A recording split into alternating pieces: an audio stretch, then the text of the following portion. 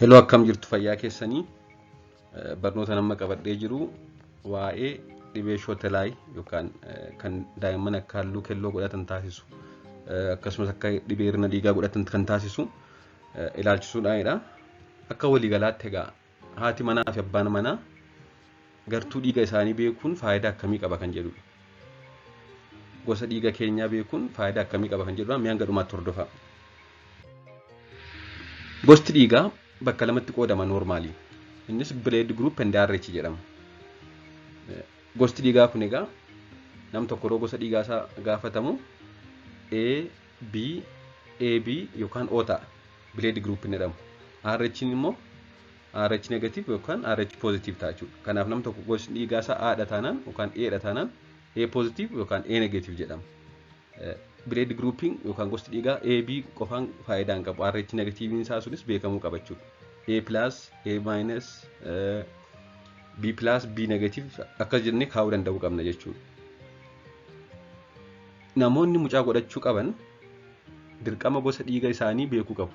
Yookaan namoonni mucaa godhachuu yaadan tokko abbaa manaa fi haati manaa dirqama gosa dhiiga isaanii beekuu qabu. Maaliif barbaachisa jennee yoo ilaalle sababiin isaas yoo gosti gartuu dhiigaa kan ishee yookaan kan haadha manaa RH negative ta'e kan abbaa manaa immoo yoo RH positive ta'e daa'imni uumamu gadameessa haadhaa keessatti roobamu tariiti.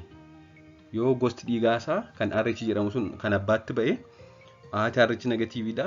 Daa'imni immoo abbaatti ba'uudhaan RH positive yoo ta'e daa'ima uumamaa jiru keessa gadameessa haadhaa keessatti keessumaa ulfa lammaffaa fi isaa booda kanneen dhufan irratti dhiibbaa cimaa uumuudhaan akka isaan halluu keelloo cimaa yookaan jaawundis godhatanii fi akka isaan hanqina dhiigaa cimaa godhatan taasisuu danda'a jechuudha. Kanaafuu gosa dhiigaa isaanii osoo daa'iman godhatiin dursa adda baasanii tarii isheen RH negatiivii taanaan RH poziitiivii taanaan daa'imni garaa jiru immoo abbaatti ba'eera taanaan rakkoon kun dhufuu waan danda'uuf hordoffii cimaa fi yaala barbaachisa jechuudha. Egaa yeroo hunda kun kan uumamaadha. Haati RH negatiivii taanaan dirqama yoo mucaan abbaatti ba'e RH poziitiif ta'e. Keessumaa egaa takka daa'ima halluu keelloo ta'e godhannaan sababa RH wal fakkaachuu dhabuu haadhaaf abbaa manaa fi haadha manaa haati negatiivii taate abbaan manaa poziitiivii sababa ta'eef daa'ima halluu keelloo qabu yookaan jaawundis ta'e godhannaan marsaa attaanutti immoo yookaan daa'ima attaanutti immoo dhibeen kun cimaa deema. Haa ta'u malee yeroo dubartoota hundarratti uumame miti kun. Haati RH negatiif taanaan abbaa manaa RH positive taanaan hundumti isaanii daa'imni isaanii halluu keelloo ta'a jechuu miti. Shamarran muraasa yookaan dubartoota muraasa biratti mul'ata wanti kun. Haa ta'u malee always haati RH negative taanaan abbaan RH positive taanaan hordoffii cimaa fi follow up sirrii barbaachisa jechuudha. Egaa akka wanti kun hin uumamne akka dhibeen shootelaayi jedhamu kun uumamne akka daa'imni halluu keelloo ta'ee hanqina dhiigaa cimaa godhatee dhibee adda addaa keessa hin galle maal gochuu qabu? Duraan dursanii hawaasni hunduu yookaan uummanni hunduu gosa dhiiga isaa beekuu qaba. Kanaaf yeroo gaa'ela godhatan gosni dhiiga ishee tariitii RH negative yoo ta'e kan isaa RH positive yoo ta'e yoo isheen ulfoofte naannoo ulfa torban 30 booda yookaan naannoo ji'a 7 akkasumas immoo da'umsa booda sa'a 72 keessatti gosa gartuu dhiiga isaanii qorachiisuun akka wanti kun hin uumamneef qoricha antaayidii jedhamu fudhachuun barbaachisaadha jechuudha. Yoo isheen RH negatiivii abbaan manaa immoo RH poziitiivii ta'e.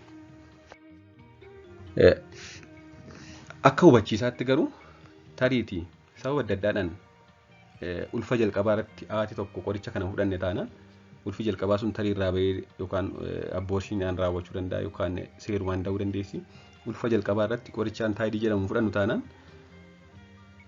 antiboodiitti uumama garaa ishee keessatti. Kanaaf erga haati takkaa deesse yookaan takkaa ulfooftee booda antiboodiin uumamnaan kanaa booda qoricha fudhachuunis gatii hin qabu jechuudha. Kanaafuu dursanii ittisuutu barbaachisaadha.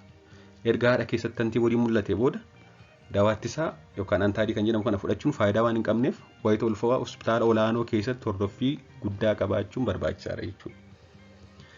Akkasumas immoo darbee RH negatiiv pozitiivii kana qofa osoo hin ta'in tariitii gosni dhiiga haadhaa O yoo ta'e kan abbaa immoo yookaan kan abbaa manaa immoo AB yookaan AB yoo ta'e daa'imni tariitii haadhatti ba'uu dhiisee abbaatti yoo ba'e haati O fakkeenyaaf abbaan manaa A yoo ta'e daa'imni haadhatti dhiisee abbaatti ba'uudhaan A yoo ta'e RH osoo hin ta'in ABO incompatibility jira jechuudha. Haati O taate mucaan AB yookaan ABO ta'e. Daa'imni akkasii gaas carraa bicaa ta'uu qaba yookaan carraa halluu keelloo godhachuu qaba akkasumas immoo hanqina dhiigaas godhachuu qaba waan ta'eef ogeessa fayyaa olaanoo biratti hordoffii taasisuun murteessaadha. Garuu inni ABO jedhamu kun haati O taate daa'imni AB yookaan ABO ta'e akkasa haati RH negatiivii taate abbaan manaa RH positivii ta'uu sana cimaa ta'uu dhiisuu danda'a. Inni shootelaa jedhamu haati yookaan dubartiin deessu tokko gosni dhiiga ishee RH negatiivii ta'e kan abbaa manaa ishee RH positivii ta'uun daa'ima irratti dhiibbaa uumudha. Inni sun baay'ee cimaadha. Inni kun immoo yeroo hedduu baay'ee cimaa ta'uu baatu yaala barbaada jechuudha. Akka waliigalaatti akka hubannootti kan hin kaasu barbaadu osoo ulfi tokkoon uumamin dursanii gosa dhiigaa ofii beekuun ittisuun ni danda'ama dhibee shootelaa jedhamu kana. Qoricha antaayidii yookaan immunoglobuliin jedhamu kana fudhachuudhaan jechuudha. Kanaaf waan dhaggeeffattaniif hedduu galatoomaa turtii gaarii.